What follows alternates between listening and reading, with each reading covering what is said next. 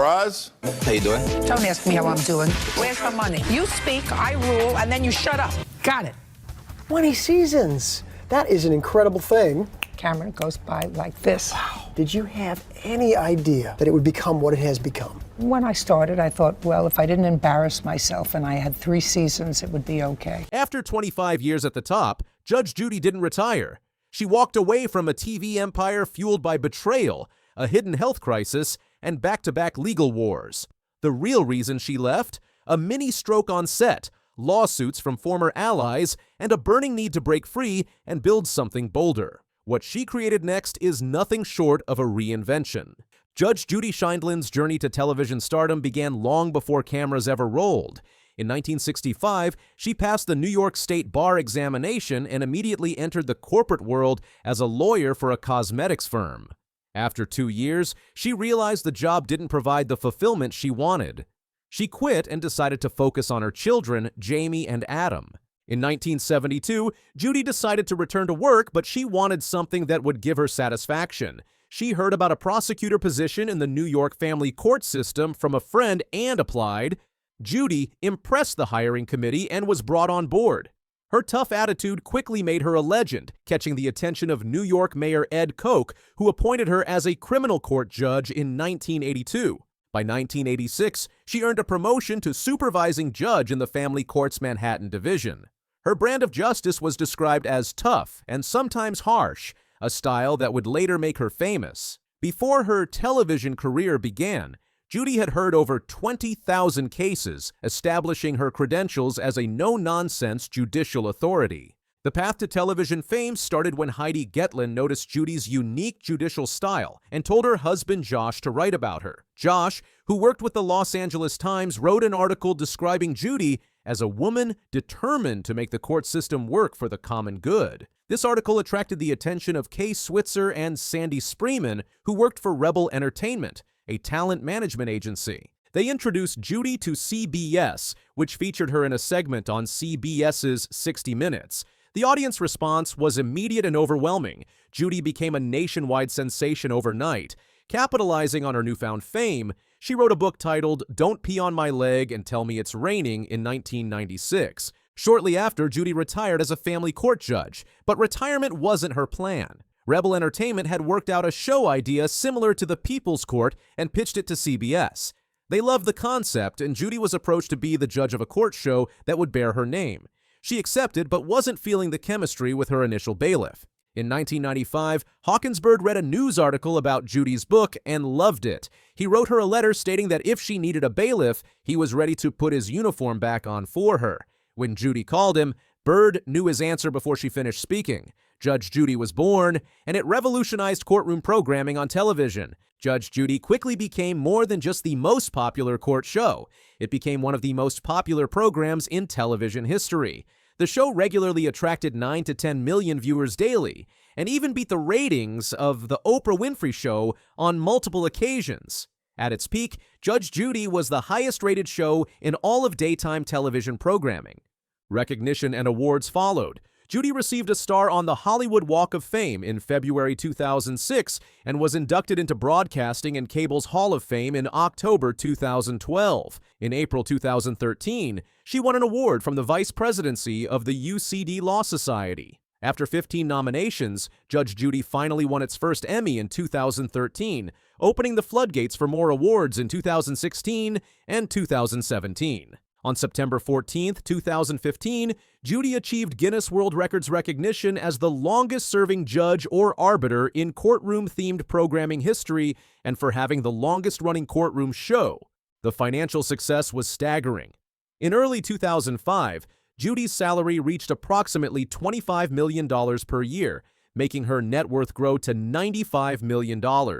This wealth made her the 13th woman on the Forbes list of the 20 richest women in entertainment. Her salary later increased to $45 million per year and eventually to a contract worth $147 million through 2021, making her the highest-paid television star. However, success came at a cost. The show's business model required constant filming. Litigants were paid between $100 to $500 to appear, with some receiving around $250. The show provided Hollywood accommodations with expenses paid during filming. When Judge Judy awarded fees, defendants didn't have to pay. The show covered these costs. Critics accused many litigants of fabricating disputes solely to get paid, leading to accusations that the show prioritized drama over authenticity. The overwhelmed schedule prevented Judy from taking adequate breaks. In 2010, she considered retirement when her contract was set to expire in 2014. But before that time came, something terrible happened that changed everything. On March 30th, 2011, Judy arrived on set appearing normal but thoroughly exhausted. As they continued filming and the bailiff called a case, Judy was listening to the parties when everything went black. She had fainted and was immediately rushed to the hospital. Doctors ran tests and discovered she had suffered a mini stroke. Despite this health scare, Judy didn't quit. Instead, she extended her contract and received another salary increase that same year. The legal troubles began mounting in 2016 when Rebel Entertainment Partners Incorporated and its president, Richard Lawrence, filed a multi-million-dollar lawsuit against CBS television distribution. They accused CBS of cheating them out of money made from the show, claiming CBS was paying Judy too much, making it impossible for CBS to pay Rebel what they deserved. Rebel claimed the show wasn't as profitable as CBS made it seem. Judy found herself caught in this legal whirlwind. She defended herself against allegations, accusing Richard of being too greedy despite receiving over $17 million from her show. She called him selfish, noting that after their initial meeting before the show began, he never contacted her again. Judy defended the amount CBS paid her, arguing it reflected the value she brought to the network. In 2018, the court agreed with Judy, declaring she was not overpaid and was a valuable asset to CBS. However, the court also ruled that Judy and CBS should have informed Rebel about spin-offs. When Rebel Entertainment appealed and pushed for another lawsuit, this time including Judy as a defendant, she had enough. Judy countersued them for $22 million, accusing them of unfair business practices. The court put Judy in a difficult position. She had to countersue CBS if she wanted to maintain her case. Faced with choosing between pursuing money or remaining loyal to CBS, Judy chose loyalty and lost her case. The California Court of Appeal agreed with the lower court that CBS didn't breach any contract with Rebel, declaring that CBS was paying Rebel the agreed amount in the stipulated manner. Additional lawsuits followed. Kay Switzer and Sandy Spreeman's trustee, Jay Robinson, sued Judy, CBS Corporation, CBS Studios, and Big Ticket Television, claiming they were owed royalties for discovering Judy. The court found no merit in the case and dismissed it in 2021. In March 2013, Patrice Jones, wife of Randy Duth, Judge Judy's executive producer, sued Judy, accusing her of conspiring with her husband to buy valuable cutlery and fine china that belonged to Jones. Judy returned the cutlery to Randy, who gave them back to his wife. While these legal battles raged, Judy was secretly planning her next move. In March 2020, during an appearance on The Ellen DeGeneres Show, she announced that Judge Judy would end after its 25th season. This wasn't retirement, it was transformation. Before Judge Judy ended, Judy had developed a plan to create a new courtroom show that would cross generations and appeal to newer audiences. She created Judy Justice, wanting to work with her granddaughter to make it relatable to younger viewers. However, in pursuing this vision, she made a controversial decision. She decided not to include Bailiff Bird in the new show, telling him she couldn't afford to pay his salary. This surprised Bird, who thought his longtime presence and loyalty should have earned him first consideration before Judy made the decision for him. Bird was hurt but accepted it was time to move on. The decision backfired with fans. They remembered how Judy had previously treated Bird poorly, including at the first Emmy ceremony the show won, where Bird sat 20 rows behind Judy instead of with her. When it was time to present the award, Judy allowed another person to present it to her instead of Bird. Today, Judge Judy hasn't disappeared. She has become Judy Justice and built an empire even bigger than before. Her new show targets younger demographics while she maintains control over multiple spin-offs, including Hot Bench and Tribunal Justice. She transformed a health scare into motivation for change, built a generational entertainment empire, and proved she could reinvent herself successfully. The real reason Judge Judy left wasn't money, declining ratings, or simple retirement. It was a combination of her 2011 mini-stroke serving as a wake-up call, the stress of constant legal battles from former allies, 25 years of exhaustion without proper breaks, and her vision to create something for the next generation. The legal battles revealed who her real allies were, while her health scare motivated her to take control of her own destiny, rather than continue under the demanding constraints of traditional television production. Different things like that, like things you would never think of. Crazy stuff. We said yes a lot to mostly everything and everywhere. They were more than bandmates. They were brothers in boots. You think you knew the real story behind one of rock's most shocking breakups? Think again. After 11 years of carefully guarded silence, Richie Sambora has finally pulled back the curtain on what really happened between him and Jon Bon Jovi. And let me tell you, it's absolutely explosive. This isn't just another celebrity feud, folks. This is the complete destruction of a 30-year brotherhood that gave us some of the greatest rock anthems of all time. And what Sambora just revealed, it's going to change everything you thought you knew about Bon Jovi. For 3 decades, Richie Sambora and Jon Bon Jovi were more than bandmates. They were musical soulmates. Together, they crafted timeless masterpieces like Livin' on a Prayer, You Give Love a Bad Name, and Wanted Dead or Alive. Their chemistry was legendary, their success was astronomical, and their bond seemed unbreakable. But in April 2013, something shocking happened. Right in the middle of Bon Jovi's Because We Can tour, Sambora vanished. Gone. Just like that. No warning, no explanation, he simply walked away from everything they'd built together. For 11 years, fans have been left wondering what really happened. Why would someone abandon a multi-million-dollar empire at its peak? And most importantly, what was Jon Bon Jovi's role in this devastating split? Well, people, the wait is over. In a recent explosive interview on Billy Corgan's The Magnificent Others podcast, Richie Sambora didn't just break his silence, he detonated it like a nuclear bomb. And what he revealed? It's absolutely devastating for Jon Bon Jovi's carefully crafted image. Sambora revealed that late in his tenure with Bon Jovi, he had a conversation that literally shook him to his core. But this wasn't just any conversation. This was the moment that destroyed a 30-year partnership forever. Here's what happened. After Sambora finished touring in support of his 2012 solo album, he reached out to Jon, ready to dive back into their legendary songwriting partnership. They'd done this dance for decades. It was their formula for success. But Jon Bon Jovi dropped a bombshell that would change everything. Jon Bon Jovi said all of a sudden, "Nah, you don't got to worry about songwriting. Session guitarist John Shanks and I wrote like 30 songs. Can you imagine? 30 years of partnership.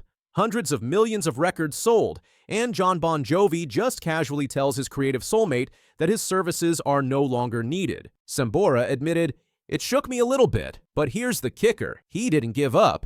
Despite being blindsided, Sambora kept an open mind. He said, "All right, what do you got?" And then came the final insult. When Sambora listened to those 30 songs that Jon and Shanks had written together, his worst fears were confirmed. And it didn't sound like Bon Jovi. It didn't sound like the band, Sambora revealed. Can you imagine that gut-wrenching moment? 30 years of your musical DNA, your creative fingerprints on every major hit, and suddenly you're listening to something that sounds like a complete stranger wearing your band's name. But wait, it gets even worse. Sambora's recent revelations paint a picture of a frontman who was systematically pushing out his most important collaborator. "I felt like Jon was changing his focus and he often wanted to be a solo artist," Sambora explained. This wasn't some sudden revelation. This was a slow, calculated betrayal that had been building for years. Picture this. You're Richie Sambora, the man whose guitar riffs defined Livin' on a Prayer, whose harmonies elevated Wanted Dead or Alive to legendary status, whose creative partnership built a billion-dollar empire.